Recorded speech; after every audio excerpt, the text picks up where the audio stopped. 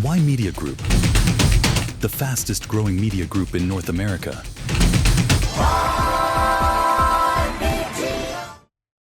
Hello and welcome to Y Media Newsroom. I'm Ramona Singh, and it's great to spend this time with you. We have lots of news in terms of what's happening in Ottawa, some changes there, and NATO is happening now. We're going to give you the latest on what is going to take place for the 2 days of the NATO summit.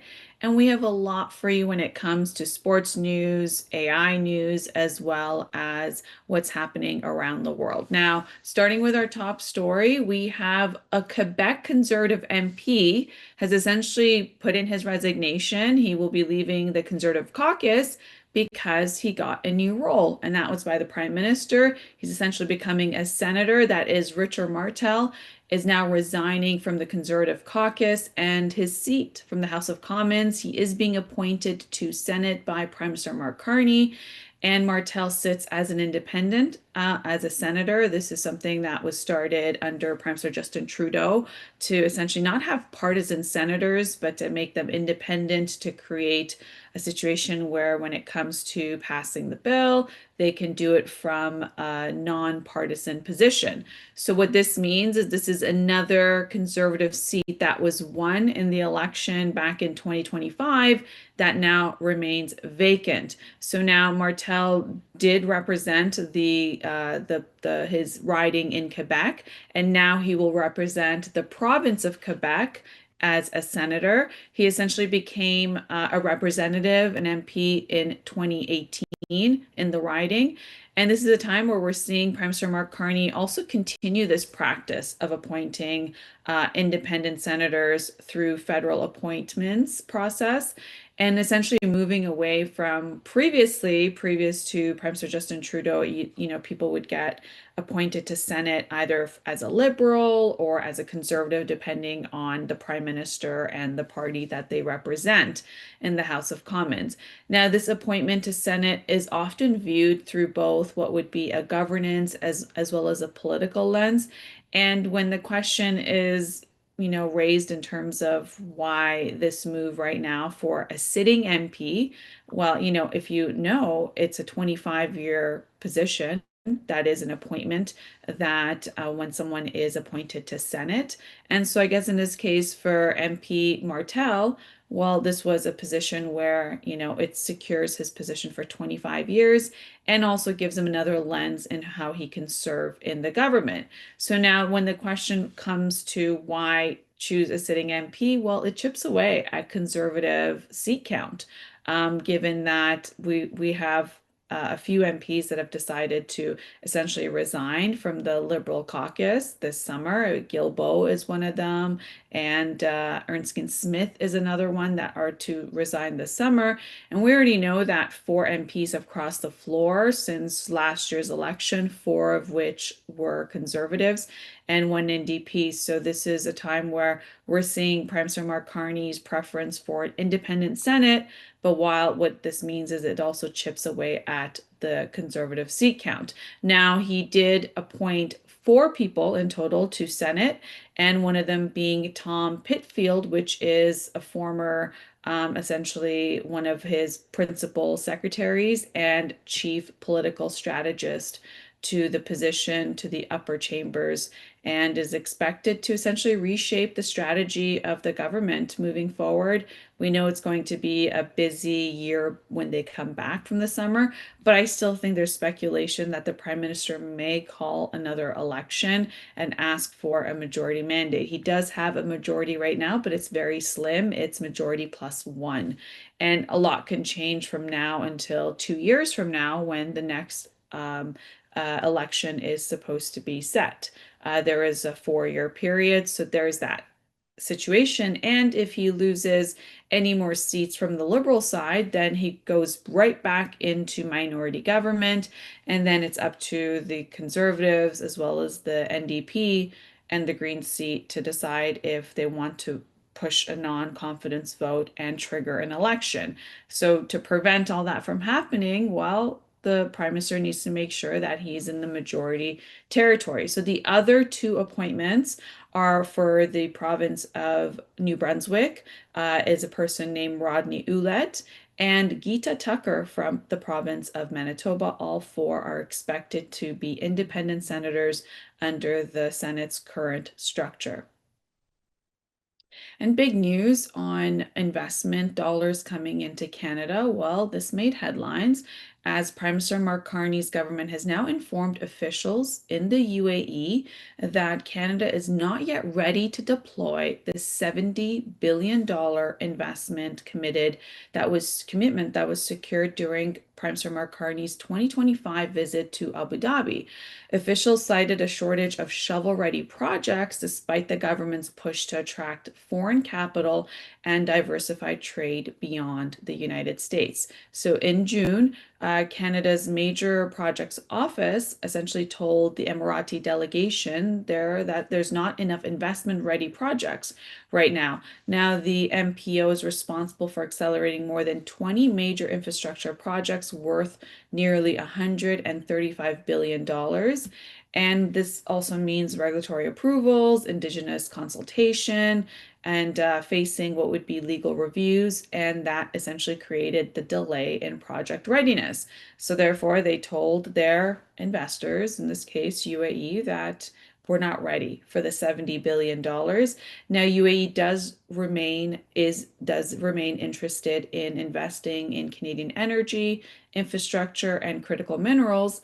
And this is a time where Canada is hoping to present a stronger pipeline project. We know that these announcements have been coming up with the deal that Ottawa has done with Alberta and announcements of pipelines from Alberta to British Columbia to have access to the Pacific Ocean and onto the Asian markets. And that would be one of the major investments that could be proposed. But this will be put on in September, where there's going to be a major investor summit held in the city of Toronto. Now, after these trade tensions that we've been seeing with the United States, the Prime Minister has made it very clear he wants to diversify Canada's international investments and what that means for trade relationships away from what we're seeing with the United States and what's happened with the CUSMA agreement so far.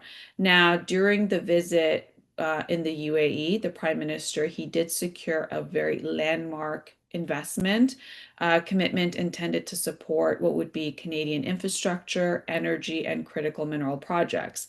Now, this will be Canada's long-standing challenge, which would mean including what would be lengthy permitting processes and regulatory complexities and challenges, and also interprovincial barriers that are in place that essentially limits the number of projects that are ready to receive large-scale funding from foreign investment in this case. And this is something that the Prime Minister said that he wants to fast track and essentially have a year as a marked period for major projects. Now, there have been critics who say that if you fast track projects and give it a year time, well, then there might not be enough analysis done.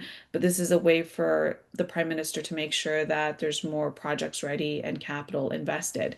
Now, securing investment is only half the challenge, of course. Having projects ready to absorb the capital is the other massive thing. And in this case, that's why there was the announcement of the delay. So now if Canada wants to compete globally for investments, it does have to take a look at what it means in terms of reducing its regulatory delays, as well as moving projects from planning to the construction that is just as important as signing international agreements.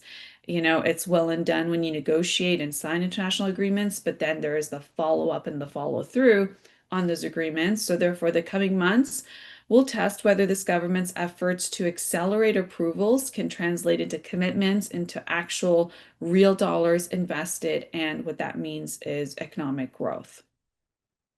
Now, the NATO summit is open in Turkey, and as the NATO members gather in Turkey, it is the 32 nations. This is a big deal because we're going to see what it means for the international community, and with some ongoing wars at the same time, this is a very critical time for the NATO leaders who are gathering for the alliance's most, what we would say, consequential summits in years. You have Russia's war in Ukraine that is continuing over the 4-year mark. There are still tensions in the Middle East, with Israel, United States, and Iran with the GCC countries, as well as United States demanding the allies shoulder more of the burden when it comes to defense spending. And at the same time, leaders are facing difficult decisions that could reshape the future of the alliance altogether. So you have 32 NATO member countries who are meeting in Ankara, Turkey, today and tomorrow. And this summit is coming at a time of one of the most challenging moments in the alliance's modern history.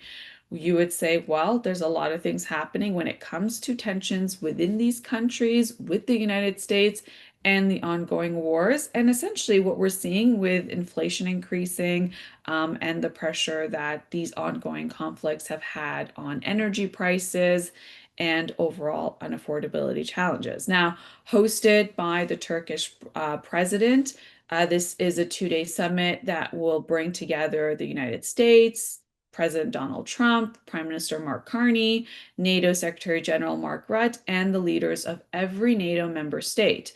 Now, attending are also Ukrainian President Volodymyr Zelensky, as well as European Commission President Ursula von der Leyen, and the European Council President Antonio Costa, and the Indo-Pacific partners, including South Korea.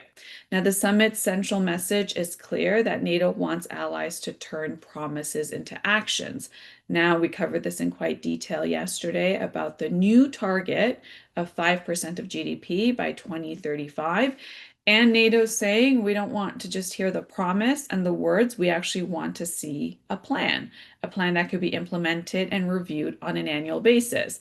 And this is an announcement that the Secretary General has said that he wants, in his quotes, clear, concrete, and credible plan showing how each member state will meet NATO's ambitious new defense spending goals.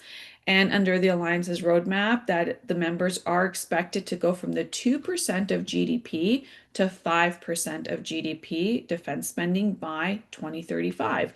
And that breakdown of the 5% is 3.5% will be dedicated to core military capabilities, and 1.5% will be allocated to defense-related infrastructure, cybersecurity, as well as industrial capacity. Now, defense spending is expected to dominate the discussion, of course, and it is by far one of the only issues that is really on the agenda. Now, these leaders will also address ongoing war in Ukraine, the future of the military assistance to Kyiv, as well as Europe's expanding defense industry, NATO's force posture, and what it would mean in terms of the Pentagon's review of the United States, the US troop deployment in Europe, and the security implications of the recent conflict, of course, with what's going on with Iran and the negotiations that are underway for a peace agreement.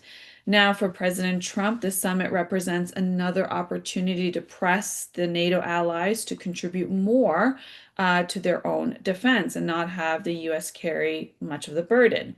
The president has repeatedly argued that European members, as well as Canada, should carry a larger share of NATO's military burden, and has questioned the long-term role of US forces in Europe and saying, well, why do we need it when you guys are in Europe and essentially NATO's mission is really European based? And the challenge is that Russia is right there next to Europe. So therefore, why have US invest more of its dollars and its resources in Europe? Now, Canada is entering this summit having recently accelerated the defense spending. It went from its 1.3, 1.4% of GDP to the 2%. And this was a massive announcement, of course, with what we're seeing. And we've been covering the military procurements, including the new submarine program, as well as increased investments in the Arctic security. Now, Prime Minister Mark Carney is expected to emphasize Canada's commitment to collective defense while balancing what would be fiscal priorities at home. The question remains, do Canadians want to spend 5% of the GDP on defense spending? The Prime Minister so far did say that he'll go up to 4% by 2030. So if we're at 2% right now, that means we're going to be doubling up, but in just about 2.5 years. Even though the Prime Minister has talked about having more defense capabilities and homegrown industry in the defense sector. Those are other challenges that still need to be put into effect. So now you have major focus that will be in the defense production, and you have several NATO members that are expected to announce billions of dollars in new military procurement agreements, including joint missile defense, naval shipbuilding, industrial cooperation projects, as well as what it would be designed to strengthen the alliance's long-term military readiness. My question remains, with all of this defense spending, are we going to go into wars? Is that what it's there for? Or is it to deter new wars, to say, hey, look at our defense and look at our military, and you do not want to go to a war with us? So whatever the case is, it's a lot of dollars that go to defense spending. That the question remains for Canadians is now, how is that money going to be sliced? Is it going to go away from what would be healthcare funding into the provinces and the territories? Would it affect social assistance?